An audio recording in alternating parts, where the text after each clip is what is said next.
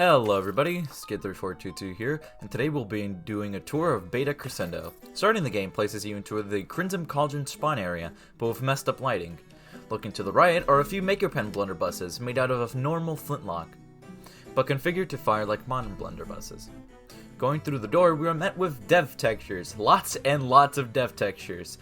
Looking to the left, there's a bunch of now unused weapons. Going from left to right, we start off with the Beta Whip. The Beta Whip looks pretty crude, but still gets the job done, and functions identically to the modern whip. The Rake is a now unused weapon made for Crescendo. It acts similarly to the modern shovel, but has its own unique sound effects. Have a listen. Anyways, the shovel also makes an appearance in Beta Crescendo, but it's sporting a different model compared to its modern counterpart. It still retains its modern sound effects though. As I stated before, the Blunderbuss is a flintlock, both a stock and a longer barrel that fires out multiple projectiles, i.e. a blunderbuss. The Blunderbuss also works pretty much like the modern Blunderbuss, except that it takes way longer to break. And last but not least is the Pitchfork. The Pitchfork hasn't been changed. Poor.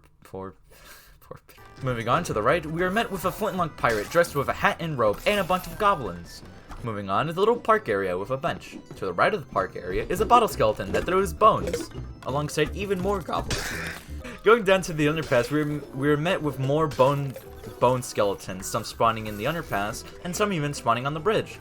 Like in Modern Rec Room, there's a not-so-secret detour you can take to score some goodies. Approaching the bridge, more flintlock skeletons and goblins appear.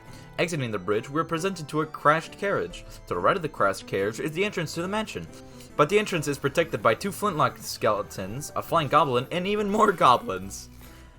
Entering the courtyard, we are met with a swarm of goblins. After defeating the swarm, a few skeletons and goblins appear. But I'm not done yet, because after defeating those skeletons and goblins, even more skeletons and goblins appear. Oh, the humanity! After those skeletons and goblins, the goblins give up and only skeletons spawn in. After defeating the last of the skeletons, we enter the mansion itself. The Beta Mansion looks pretty identical to the modern mansion, sporting the same layout, but with some minor changes. Those minor changes being, there's no door to the basement level, there's only one chandelier, there's this room that has an entrance into the void. The room parallel to this room has a level entrance that doesn't work. Climbing up the stairs, there's this boarded up door on both sides of the map. And finally is the boss room. The boss room spawns into the final area of the tour. Walking ahead is an ambush. After dealing with that ambush, there's another ambush. But wait, there's more, because if you turn around, oh my god, it's another ambush! After dealing with the ambushes and pressing a book, you're treated to a hot heaping bowl of ambush with a side of flintlock pirates. After dealing with the skeletons, you press yet another book and hop onto this ledge to transition to the final room of the tour.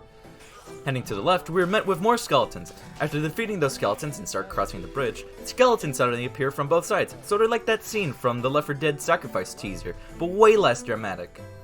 Going behind the curtain is an ambush that I got scared off and ran away like a coward. Thanks, Coffee Man and Cocoa Fox. And that's it. There's tons more to explore, but I can't really add commentary to it, so I'll just start listing random facts that I know off the top of my head, or that I found on the internet. Alrighty, fun facts. One from a friend of mine is, did you know turtles have spikes in their throats? I looked that up, and yes, it is terrifying. Don't do it. This one comes from another friend. Someone went to bed for the very last time today and had no idea. You will probably walk by someone who will go missing. Being ugly is just playing life on hard mode. Something is always touching you. The same could be said for the reverse. You're always touching something. There's a very high chance you've had the same dollar bill multiple times in your life. Kung Fu fighting took 10 minutes to record in only 2 takes. Dogs can tell when you're about to have a seizure up to 20 hours before it actually happens. They can also tell if you're low on sugar.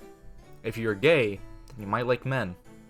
Taxes are just your subscription fee to the United States. This applies to any country that has taxes. If you murder people, they might die. You have to pretend to sleep to actually fall asleep. A quick way to make yourself fall asleep, and maybe permanently, is to just drop a brick on your head. 10 out of 10 would recommend. Derek and Riley Part 2 is never coming out. Well, that's enough exploring for today. Until next time, goodbye.